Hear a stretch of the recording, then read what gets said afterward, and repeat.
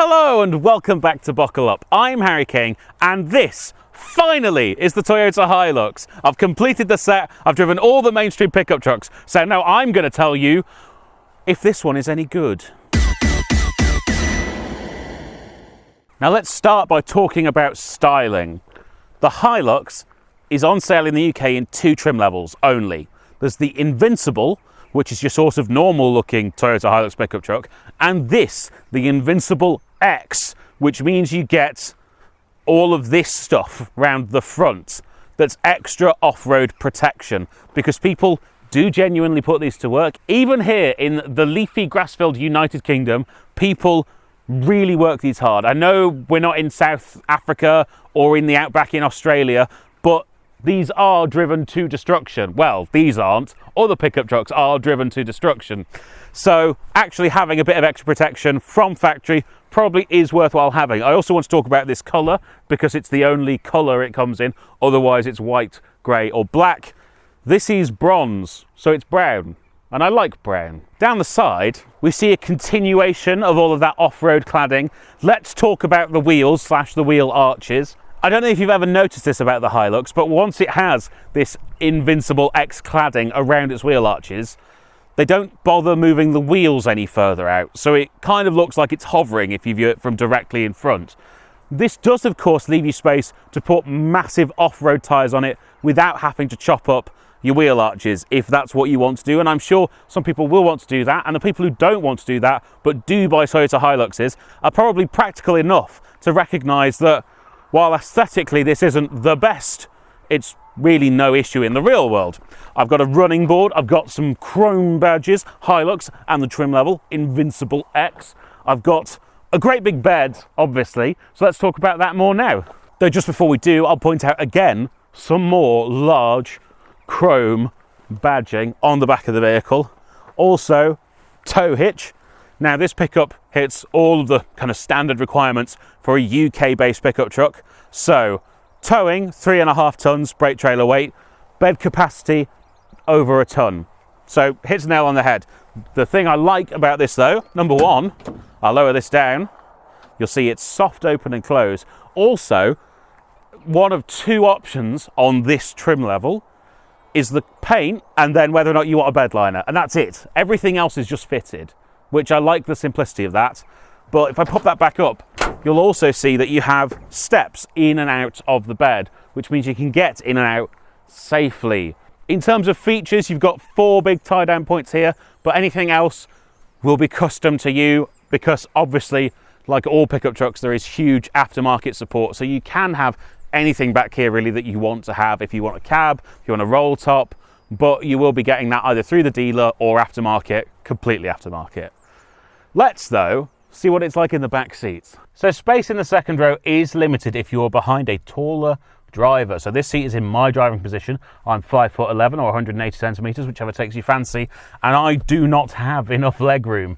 I do just about have enough headroom, but yeah, it wouldn't really be suitable for anything more than, let's say, a 20-minute journey. It is also quite feature-like back here. You do have 2 4-kilo storage hooks on the back of either seat. You do also have seat back pockets. You've got a little cubby here in the centre, and you do have bottle holders in the doors. You also have an armrest with cup holders in it, which is lovely. Though, of course, if I fold that away, there is a centre seat, although it's slightly raised and harder than these outer seats, so probably not great for 3 adults together. You've got Isofix on the outside, though, and these seats do flip up and provide a little bit of extra hidden storage if you need somewhere to put your valuables, since you don't have an enclosed boot. Also, weird feature, I've got heated seats here, left and right, so the outer seats, but no air vents of any description, so I can get warm, but I can't cool down. Let's see how it is in the front. Well, here in the front, it's certainly much more spacious. So I want to start by talking about the seating position because I do find some bits of it a little odd. I don't know if you can quite see, but this is the B-pillar directly next to me, which means when you're getting in and out, you have to kind of come across and then go backwards, which is odd. And then also it's interrupted by the fact that this steering wheel here it's as far out as it goes. That's it. I mean, that's the adjustment, but it's sort of where your knees need to be. So you have to extend your legs all the way into the footwell and slide backwards so you don't hit anything. And then when you're in here, even though this is a big tall vehicle, the cabin actually feels quite compressed because the floor's so high. That's not totally abnormal in a pickup truck though, because you do have a full chassis underneath this body, which helps to explain why there's not maybe as much space as you'd expect in an equivalently sized SUV. Rest of the interior though, I've got to say I really quite like it. So it's very utilitarian, there's lots of hard plastics, but this is a Hilux, they've got a rep for a reason. This is going to hold up and last for a really long time. So yeah, it's hard, but that's for a reason. I've got buttons though. I've got so many buttons, and they're real proper old-fashioned.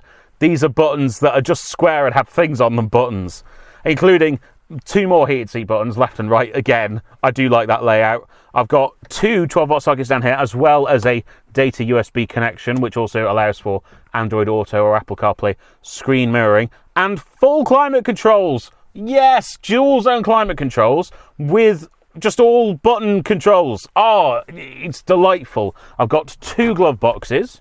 Who doesn't like 2 glove boxes? And I've also got, you might be thinking, oh, there's only 1 cup holder down here. That's not brilliant. And a little cubby for your phone. But here in the dashboard, I've got 2 more cup holders, 1 for either side. So there's plenty of places for your bottles and cups, because there's also bottle holders in these front doors, just like there are in the back, as well as a pocket behind them.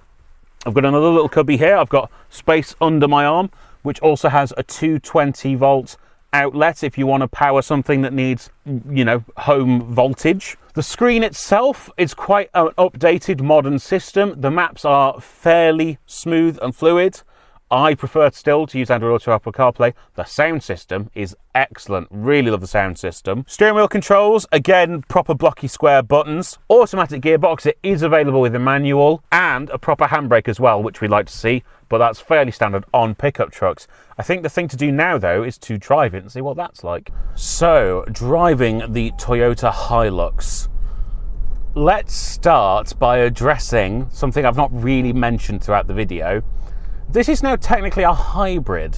It's a mild hybrid, 48 volt mild hybrid, but technically a hybrid.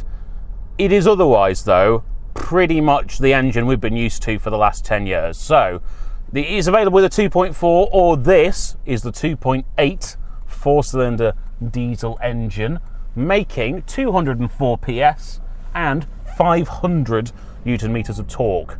It is nice to have a lot of torque if you're doing towing. That equates to a 0 to 62 time of around 10.5 seconds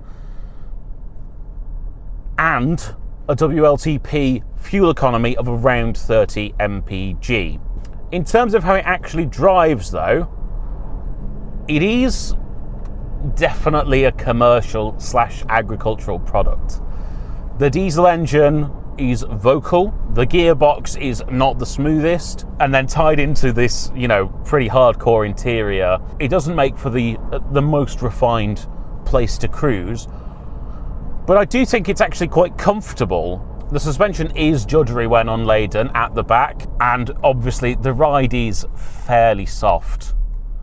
Most of the control inputs are fairly light though. The steering is surprisingly weighty, but the pedals are nice and easy to use. It doesn't feel like a tractor per se, but it doesn't feel like a normal passenger car either. I do actually have drive modes, so I'm going to switch into sport and see what happens there. Put my foot down. Whoa, we go, we move, and then oh wow, it really holds the gear. There we go. This is actually the same gearbox you get in an Isuzu D-Max, so tried and tested and true, but definitely one more for towing and off-roading than buttery smoothness on the road. Speaking of off-roading, you do have quite a few handy buttons for that around the place as well. So obviously I can turn on and off my rear diff lock. I've got 4 high, 4 low selectable all-wheel drive. It's currently in 2 high, obviously, since I'm on the road. I've got a couple of terrain response buttons as well, and I can turn my traction control off. ADAS, I've got bongs and beeps mostly. It does do a bit of steering for you, and because the steering feel is quite slack, there's really no feeling through the steering at all.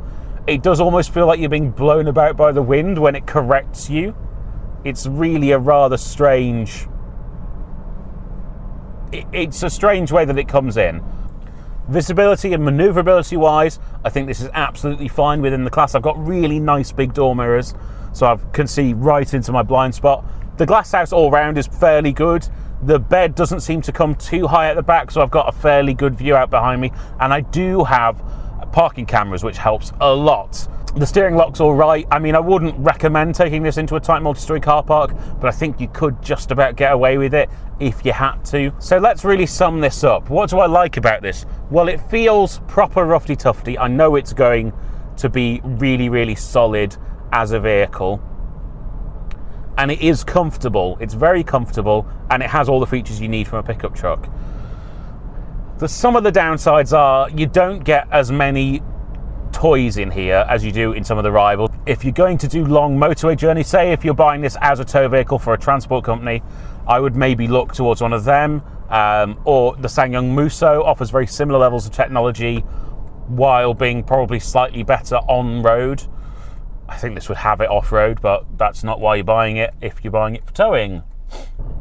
I think really this is up against the Ranger for a sort of farmer's pickup truck, and I think a lot of people will like the reliability that this offers you compared to the Ford product, especially the 4-cylinder Ford diesel engines. So it's definitely worth considering, it's worth checking out. But that's enough nattering while I'm driving. Let's go back and do a proper conclusion. That is the Hilux tested. And what am I thinking? Well, there are bits of this truck that feel antiquated to me or aren't quite as ergonomic as I maybe have found them to be in rivals. There are two things though about Hiluxes. Number one, this will probably outlast your grandchildren, which is quite a secure thing when buying a vehicle to know that. And two, the people who have always owned a Hilux are going to keep buying the Hilux, and no matter what I say, but when a car develops that level of loyalty, it's for a reason. And I do think this is an excellent pickup truck. As I've outlined in the video, there are areas where others are better, but this is a really solid workhorse, and I think it's seriously worth checking it out if you're interested in buying a vehicle like this. Thank you so much for watching. Please remember to like, comment, and most importantly, subscribe. You'll find all the links to all our social medias down in the description. You'll also find two ways you can support the channel. So we have channel memberships right here on YouTube, and we also have merchandise, link in the description. So please go and do one or all of those things, and I will see you next time. Bye bye.